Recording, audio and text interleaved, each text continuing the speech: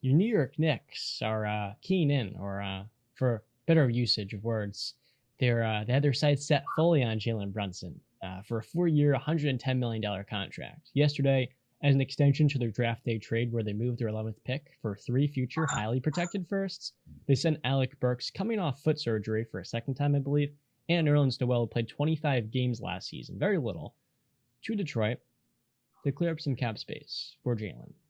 And they've hired his dad as a head coach. He's very close with Leon Rose, the GM. I want to know, as a New York Knicks fan, what is the state of the franchise? Because to me, they're very much down bad. Okay. All right. So let me just first off, I want to talk about Alec Burks and show him a little bit of love. I feel like last season we didn't get to see the version of him that we saw just 2 seasons ago because he was being forced to play point guard, and it was a totally different ball game for him. Instead of him just being able to relax and shoot his threes and make his buckets like he was the season before, he was thrusted into a position that he's not used to. So Alec Burks, we're gonna miss you, man. I wish that we could have had him back as just a two guard off the bench instead of having to run the point, but it's a gem for the Pistons out there. But on our side, I like how you said we're down bad because I kind of think it's the opposite. Um, it's very weird to say that because we had a year where we were just playing in the playoffs, and then came in with high expectations, and then barely got, but we were at 37 wins this past season. So it's very tough for people to hear what I'm saying and be like, oh, there's positives in this. Yeah, there is. Because as I mentioned to you guys before, I believe IQ really stepped up at the end of the season. We finally got some more clarity on what he may become for us. He may be our starting point guard going into next season. Or if we do sign Jalen Brunson, he might be thrusted into a different position. He'll be the sixth man. He'll be getting way more minutes. And finally, we know how to utilize him even better. I love Obi Toppin. I mean, the guy just had like a 40-point game before the end of the season. Like, who would have thought that was the Obi we were getting after his first season? You would have had no idea. Well, we've seen that from a lot of young players too at the Dude, Game 82 version. well, listen, Obi Toppin actually showed a lot of promise, whether it be defensively, he plays with this up tempo style of play that, it just injects so much energy when he's on the floor. And I would love to see him develop and get more minutes. I'm quite frankly, I do think Julius Randle's kind of like blocking his potential at the moment, but we'll see. We'll see. But I do think the Knicks have a lot of talented young players at the moment. RJ, we're going to give him the keys to the kingdom. This is your garden now. Take over. Julius Randle will take the step back. Who knows if he'll be here next year? Quentin Grimes, God willing, he's healthy. Plug him into the starting lineup. He'll get 30 minutes a game. I think the Knicks are in, I'd say, a decent position. I don't think we're as bad as people say. If we acquire Jalen Brunson, listen, I wasn't all for it in the beginning, but I just gotta hop on the train and just support my guys. I do think that he's better than what we did have. So, For sure. so at least we're improving in some aspect. It's gonna cost us a lot of money. What, he'll be a top 14 paid point guard if I'm not mistaken, and Yeah. he's maybe like the 17th or 18th best. So I don't think the contract's nearly as bad because I feel like everybody in the NBA is just getting overpaid. So maybe this works out. Maybe him playing without Luca. What, am I just like being naive? You think, Brandon? No, no, no, no, no, no, no. I laugh because the only thing I agreed with you in that whole little thing you went on there is that the NBA players are overpaid. Everything before that was a bunch of baloney. Right? I don't think you probably watch the Knicks nearly as often, bro. You got to understand. Yeah, because I don't want to associate myself with mediocrity. Okay, I'm not going to sit around and watch mediocrity on my TV when I can watch something that can make me laugh in a good way and not in a bad way.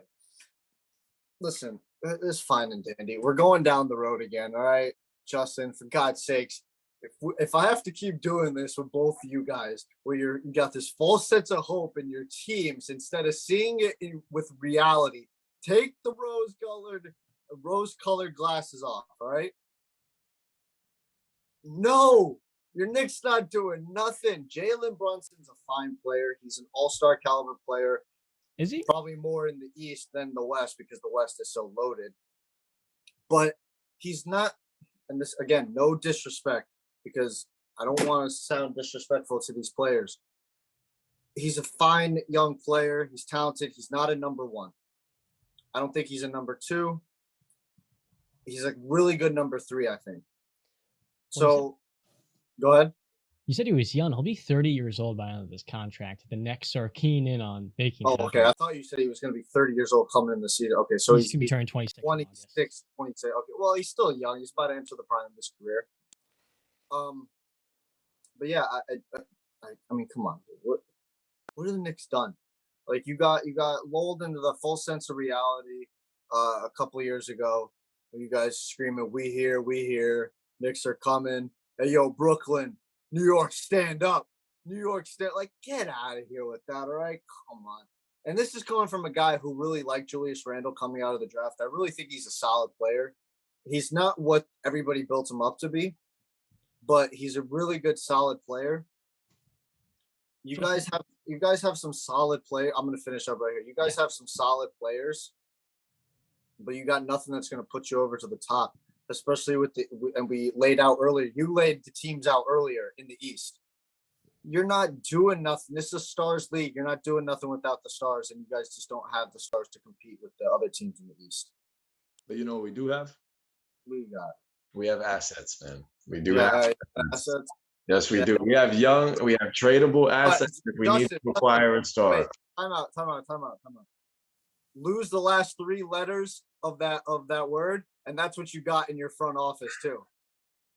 John, 4 or 5 first-round picks coming up in the next draft. You said that this draft is supposed to be big time. Am I right? Yes, it will be very good at the top. Okay. Certainly. Those picks for the Knicks, you're telling me that's not a pot of gold? I hate to be the bearer of bad news. Potentially, because they are draft picks. You don't know what they're going to be, but it's potentially a big steal for us. Yes, they are draft picks, but much like the Cam Reddish trade where the Knicks gave up a highly protected first-round pick to the Hawks, the 3 they acquired, one from Detroit, one from Dallas, and one from Washington, will A, be poor, or B, highly protected. So unless the Knicks next season are bad, really bad, to get a top 5 pick of their own, just possible. Won't see any of that. Here's my thing. It's the same position the Spurs were going to find themselves in. If you have the question I was going to ask you, Julius Randle in the team next year, will Julius Randle be back in New York, or will he be traded this summer? And if so, what team wants Julius? That's my thought. Justin, you're the Knicks fan. I have to ask you first. Yes or no? What team wants Julius? Would he be traded? And if so, what team? First of all, I don't think he'll be traded. I think he's going to start the season with the team. First season was an amazing year, man. It was almost fluky, and second year proved that it was. But well, we forgot the first year. Actually, was also a turnover machine. Yeah, he was a turnover machine, but I do believe he's not a bad player. I believe if he buys into the system, if he isn't playing on ball 24/7, that he can be a solid contributor to this team. I do think that he's an asset for us, not the one minus those 3 letters, bro. I'm sorry. But yeah, he's a legit asset for the team. I don't think the Knicks are as bad as people are putting us out to be. I do think RJ is going to take another step. And if you guys didn't see, I think I'm not the only one in this chat right now that can say that. RJ, after the second half of the season, 25 a game. Insane. Awesome. Game the foul line 8 times. Here's my gripe, Justin.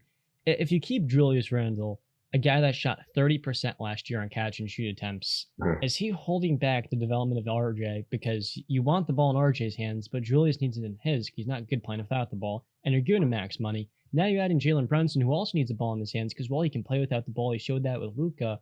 You're not paying him $27 million a year to play off of Julius Randle, who last season showed us was a fluky product of the 2021 season because he's not a 40% three-point shooter. He's not a 47% mid-range guy. He's not going to hit all those contested looks. And their defensive identity, which they lost when they lost Reggie Bullock and Alfred Payton, we're going to have to rebuild that while Tom Thibodeau's feeling a little hot in that seat. So that's my gripe, you know? Listen, and I get that 100%. Like I said, I just don't think we're going to trade him. I'm not saying we shouldn't. That I think we should trade him. I just want to see Obi in that starting role and him take up 35 minutes a game. I would love to see it. Or if they played together, if Tom Thibodeau would dare to deviate from a rim protector on the floor for one study. Yeah, God forbid. But God forbid he would play our young talent more than 5 minutes. I would love to see Cam Reddish play some ball, man. Like the chances us Knicks fans got to even watch him was very few. So I'm looking forward to seeing what we have this season. I'm not expecting us to be a playoff team. I'm not going to jump the gun and say we're going to be a top 7 seed. No, I'm not saying that. But I would love, I would love to see our team at least contend for the play-in tournament. I would love to see us fight and put together some really competitive games when we're going against Brooklyn or Milwaukee, and we've showed that we can at certain moments, and then certain moments we've absolutely imploded, which isn't fun. We'd have these nice first halves, and then that third quarter comes, and that was it. I tweeted this the other day. I think for the Knicks, just being starved of high level basketball, they're just looking for the relevancy and like the quality basketball. When they became a 4 seed, that was the talking point. And none of us were really looking at the fact that they were a game away from the play-in tournament almost if they actually were touched or scathed by COVID in the 2021 season. While the rest of the league was hammered by it, the Knicks were scotch-free. They brought in Julius, obviously went to his second season and improved a lot, and that was enough for their offense to be competent with a very good defense with Tibbs.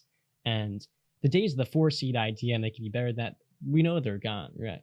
That was a fluky year, and that's okay to accept, but you look at the Knicks on the court and say to yourself, Emmanuel quickly had a, in terms of shooting, a slump in his sophomore year, but he's only 23 years old, and you can expect him to continue maturing as a lead guard.